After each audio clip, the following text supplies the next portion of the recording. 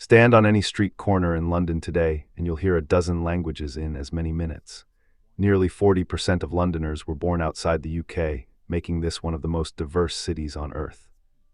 But rewind 2,000 years and you'd find marshland along a tidal river, barely inhabited, strategically useless to anyone except the Romans. What happened in between? Invasion, fire, plague, revolution. A small trading post that became the heart of an empire, a city burned to ash and rebuilt from stone. Through conquest and catastrophe, London kept growing, kept adapting, kept pulling people in from everywhere. For centuries, we've had to imagine what those earlier versions of London actually looked like. Artists' sketches, faded engravings, descriptions in old journals. But now, using AI trained on historical imagery, we can take those original drawings and paintings and see them as they might have appeared in real life. The cobblestones, the crowds, the smoke rising from medieval chimneys. You're about to witness almost 2,000 years of history in one video. Sit back and relax as we journey through the incredible history of the capital of the United Kingdom, London. Let's go back to where it all began. Music, the Romans, the year is 43 AD. 4 Roman legions have just landed on the Kent coast and they're pushing inland. They need a place to cross the Thames. Somewhere they can build a bridge and establish supply lines back to the continent. They find it here at the river's lowest crossing point before it widens into an estuary. Within a decade, Londinium is bustling. Merchants from Gaul, soldiers from Syria, traders from North Africa. The Romans build their bridge exactly where London Bridge stands today. Around it, a port town springs up almost overnight, but 17 years after its founding, disaster strikes. Queen Boudicca of the Iceni tribe has had enough of Roman occupation. Her army marches on Londinium and burns it to the ground. Archaeological digs have found a layer of red ash beneath the modern city, evidence of that destruction. The Romans rebuild bigger than before. They construct a massive wall around the city, parts of which still stand 2,000 years later. At its peak, Londinium is home to maybe 60,000 people, the largest city in Britannia. Amphitheaters, baths, forums. This isn't some frontier outpost anymore. It's a proper Roman city. Then by around 410 AD, Rome itself is crumbling. Barbarian tribes are hammering the empire from all sides, and Britain is too far away, too expensive to defend. Emperor Honorius sends word. You're on your own, the legions pull out. Without Rome, Londinium's entire economy collapses. The trade networks that brought wine from Gaul and olive oil from Spain simply stop. Roman currency becomes worthless. The merchants leave, the officials leave, the skilled craftsmen leave. Within a generation, a city of perhaps 50,000 people dwindles to a few hundred squatters living in the ruins. For the next 2 centuries, the grand buildings slowly fall apart. Roofs cave in, walls crumble, weeds push through mosaic floors, but the Thames keeps flowing. And rivers have a way of attracting new people with new ideas about what a city should be. Music, the Saxons who settle in Britain after the Romans leave, don't particularly like cities. They're farmers, village people. They actually avoid the old Roman city, seeing it as haunted, cursed. One Saxon poet calls the ruins the work of giants. They can't imagine how mere humans could have built such massive structures. Instead, around the 670s, they build a new settlement about a mile west of the Roman walls. They call it Londonvik, London Trading Town. This is where modern Covent Garden and the Strand are today. If you're watching a performance at the Royal Opera House, you're sitting directly above Saxon London. By the early 700s, goods are flowing in from all over. Amber from the Baltic, millstones and wine jars from the Rhineland, pottery and metal work from France and Germany. At its peak, Londonvik might have 8,000 people living there. Not huge by Roman standards, but thriving. But then the Vikings arrive. Starting in the late 8th century, Norse raiders keep hitting the settlement. These aren't just raids anymore. They're coming up the Thames in force. In 842, they sack Londonvik completely. In 851, they do it again. King Alfred the Great finally has enough. In 886, he retakes London from the Danes and does something clever. He abandons Londonvik and moves everyone back inside the old Roman walled city, which is much easier to defend. He repairs the ancient walls, recuts the defensive ditches. The city is now called Londenburg, London Fortress. Londonvik is left empty, gradually earning a new name, Elvik, the old settlement. That name survives today as Old Witch, the curved street in central London. Over the next century and a half, the city changes hands multiple times between Saxon and Danish rulers. In 1016, King Canute, yes, the one from the legend about commanding the tide, makes London his capital. When Edward the Confessor becomes king in 1042, he builds Westminster Abbey just west of the city. That decision will shape London's geography forever. The city for commerce, Westminster for power. Edward the Confessor dies childless in January 1066, and England tears itself apart over who should rule next. Harold Godwinson is crowned king, but across the Channel, William, Duke of Normandy, claims Edward promised him the throne. In September, Harold has to march north to fight off a Norwegian invasion. He wins, but he's barely caught his breath when news arrives. William has landed on the south coast with 7,000 Norman soldiers. Harold rushes his exhausted army south and meets William at Hastings on October 14th. By nightfall, Harold is dead and William has won England. On Christmas Day 1066, he's crowned King of England at Westminster Abbey. The Anglo-Saxon era is over. The Normans have arrived and they're going to rebuild England in their own image, starting with London. Music, medieval London. Applause, William doesn't entirely trust London's population. They supported Harold after all, so he builds not one but 3 fortresses to keep them in line. The biggest becomes the Tower of London, which starts as a symbol of oppression and will remain a symbol of royal power for the next 1,000 years. The White Tower at Central Keep is a statement in stone, 90 ft high, walls 12 ft thick in places. It dominates the skyline, a constant reminder of who's in charge. Now medieval London is cramped, chaotic, and increasingly wealthy. By 1100, maybe 15,000 people live here. The city's merchants form guilds that control trades. Goldsmiths, fishmongers, drapers, mercers. These guilds become so powerful that the king has to negotiate with them. In 1215, when the barons force King John to sign the Magna Carta, London's support is crucial. The city extracts its own concessions, the right to elect its own mayor, freedom from arbitrary taxes. London Bridge, rebuilt in stone between 1176 and 1209, becomes a city unto itself. It takes 33 years to build. Shops and houses line both sides. The bridge has a chapel, a drawbridge, even heads of traitors displayed on spikes as a warning. For over 600 years, it's the only bridge across the Thames in London. Then in 1348, ships arrive at London's docks carrying rats, and on those rats fleas, and in those fleas Yinia pestis, the Black Death. Within 2 years, somewhere between a third and half of London's population is dead. The city that had grown to maybe 80,000 people is suddenly half empty. Entire streets are abandoned. Bodies pile up faster than they can be buried. Mass graves are dug in fields outside the city walls. The city recovers slowly. By the late 14th century, London is growing again, but tensions are rising too.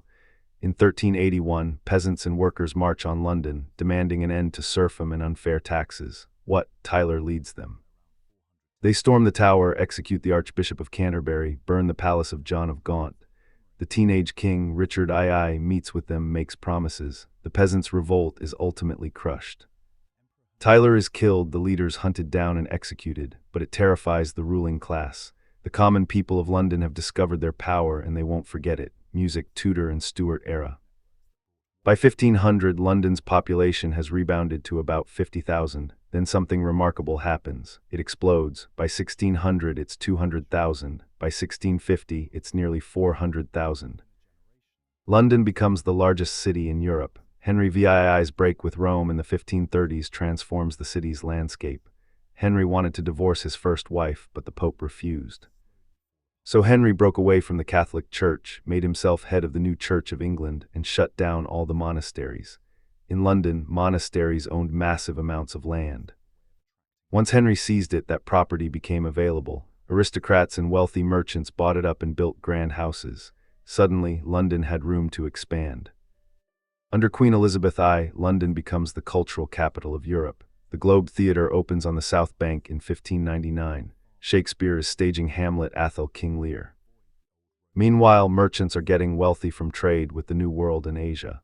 The East India Company is founded in 1600, setting the stage for empire. But London has always been vulnerable to 2 things, disease and fire. The city is built almost entirely of timber with thatched roofs, dried straw and reeds. Houses are packed close together, upper floors overhanging narrow streets nearly touching across the gaps. Open fires in every building for cooking and heating, candles everywhere. No fire departments, it's a tinder box. Both disaster and disease strike in the 1660s with devastating effect. In 1665, the plague returns, not the Black Death exactly, but close enough.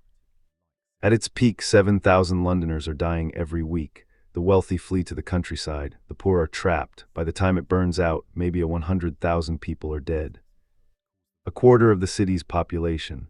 The following year, on September 2nd, 1666, a fire starts in a bakery on Pudding Lane. It's been a hot, dry summer. Strong winds are blowing.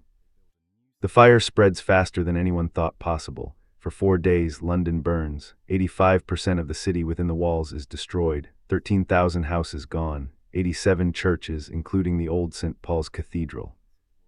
Remarkably, only about 6 people die in the fire itself, but 100,000 are left homeless. Christopher Wren sees an opportunity. He proposes a completely new city plan. Wide boulevards, classical architecture, open squares. It's an enlightened vision and it's almost completely rejected. Property rights are too complicated, rebuilding too urgent. Most streets follow their medieval patterns, but the city is rebuilt differently. New building regulations require brick and stone instead of timber and thatch, far more resistant to fire. And Wren does get to rebuild St. Paul's Cathedral. The new one with the iconic dome takes 35 years to complete. It's still there, dominating the skyline. One of the few buildings to survive the Blitz centuries later, Georgian and Victorian era. 18th century London is the center of the Enlightenment. Coffee houses become the internet of their day, places where ideas and news spread rapidly. Lloyd's Coffee House becomes Lloyd's of London, the insurance market. Jonathan's Coffee House becomes the London Stock Exchange. London is also becoming the capital of an empire. In 1735, Robert Walpole becomes the first prime minister to live at 10 Downing Street, which will remain the official residence for centuries. George III buys Buckingham House in 1761 as a private residence for his family. It will eventually become Buckingham Palace. The city is expanding physically, too. Westminster Bridge opens in 1750, finally giving London a second crossing after 6 centuries with only London Bridge. Blackfriars Bridge follows in 1769. After the defeat of Napoleon in 1815, Britain is the dominant world power and London is where the money flows. Banks, trading houses, shipping companies. Wealth is pouring in from India, the Caribbean, Africa. Then comes the Industrial Revolution and London transforms yet again. Factories, railways, mass production. In 1801, London has just over 1 million people. By 1851, it's 212 million. By 1901, 612 million. It's the largest city in the world. The Victorians build on a scale that's hard to comprehend. Trafalgar Square is laid out in the 1840s commemorating Nelson's victory. The Houses of Parliament and Big Ben rise in the 1850s after the old palace burns down. That iconic Gothic revival architecture defining the city's identity. In 1851, the Great Exhibition opens in Hyde Park. The Crystal Palace, a massive structure of iron and glass, showcases Britain's industrial dominance to the world. 6 million people visit. It's a moment of supreme confidence. Britain at the peak of its power. The sewage system still in use today, built by Joseph Bazalgette after the Great Stink of 1858, when the Thames became so polluted Parliament had to shut down. Bazalgette sewers finally fixed the problem, channeling waste away from the river. The Underground, the world's first subway system, opening in 1863. The Tower Bridge, an engineering marvel, completed in 1894. But Victorian London is also a city of brutal inequality. The rich live in Mayfair and Belgravia in extraordinary comfort. The poor are crammed into East End slums. Cholera outbreaks killed tens of thousands in the 1830s and 1840s. Entire neighborhoods wiped out by contaminated water. It takes a doctor named John Snow proving in 1854 that cholera spreads through water, not air, before anyone fixes the problem. Crime is rampant.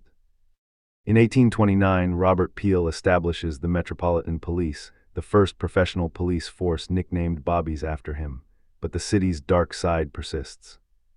In 1888, Jack the Ripper terrorizes Whitechapel, murdering at least 5 women. He's never caught. The case becomes infamous, a symbol of Victorian London's dangerous underbelly. Charles Dickens writes about it all. The workhouses, the slums, the children working in factories, the contrast between the world's wealthiest empire and its desperate poor, all compressed into the same city, 20th century. The 20th century brings London back down to earth. The First World War kills hundreds of thousands of young British men. However, London's main infrastructure survived. But the Second World War brings the war directly to the city, the Blitz. Between September 1940 and May 1941, German bombers hit London almost every night. Entire neighborhoods are leveled. St. Paul's Cathedral miraculously survives, photographs showing it standing defiant amid the smoke and flames. By the end of the war, 1 million buildings are damaged or destroyed, and almost 500,000 souls from the UK are lost. Post-war London is broke, bombed out, exhausted. The empire is collapsing. India gains independence in 1947. Rationing continues into the 1950s. Fog and coal smoke are so thick that in 1952, the Great Smog kills 12,000 people in just 5 days, but London rebuilds again. The 1951 Festival of Britain held on the South Bank signals a new beginning. Brutalist towers rise from the rubble. The welfare state expands, and crucially people start arriving from former colonies. The Windrush generation from the Caribbean in 1948, followed by waves of immigration from India, Pakistan, Bangladesh, later from Africa, Eastern Europe, everywhere. The 1960s bring a cultural explosion. Swinging London, the Beatles, the Rolling Stones, Carnaby Street, Mary Quant. For a moment, London feels young again. The next few decades are rockier. Economic decline strikes, terrorism from the IRA. By the 1980s, the docklands are abandoned. The East End is neglected. Then comes massive redevelopment. Canary Wharf rises from the old docks. The financial sector booms. London reinvents itself as a global financial center. 21st century. The 21st century starts with the Millennium Dome, an expensive flop that later becomes the O2 Arena. But London keeps growing. The 2012 Olympics transform East London, bringing investment and infrastructure. The city passes 9 million people, the most since before World War II. Modern London is defined by its diversity. Over 300 languages are spoken here. Entire neighborhoods have their roots in different parts of the world. Brixton's Caribbean culture, Southall's South Asian community, Chinatown, Turkish Distan, Polish Hammersmith. You can eat food from any country, hear music from any tradition. Find a community from anywhere. The skyline keeps changing. The Shard, the Gherkin, the Walkie-Talkie Building. Traditional architecture sits alongside glass and steel towers. It's controversial, constantly debated, but it's happening. London has survived Roman withdrawal, Viking raids, the Black Death, the Great Fire, the Blitz. Each time it rebuilds, each time it adapts, each time it pulls in new people with new ideas. That's what makes London London. It's messy, crowded, expensive, complicated, and it's been that way for 2,000 years. Thanks for watching. Creating videos like this takes an enormous amount of research and time. It's mainly a passion project for me, piecing together thousands of years of history into one story. If you enjoyed this journey through London's evolution from Roman marshland to global metropolis, I'd really appreciate it if you'd hit the like button and subscribe for more deep dives into history. And let me know in the comments what city would you like to see next. As always, we'll see you in the past.